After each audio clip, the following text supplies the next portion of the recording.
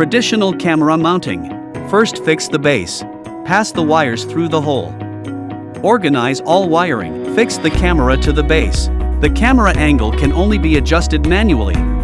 Peel off the protective film. Clean the lens cover and buckle it back on. Fix the camera housing. The installation is finally complete. Move on to the PTRZ camera installation. Fix the waterproof base. Connect network cables and power cords. Buckle the body back. Tighten the Torx screw to help prevent stealing. Done. Now, adjusting the lens remotely instead of on-site or manually. Hikvision PTRZ camera can help improve installers' wiring efficiency.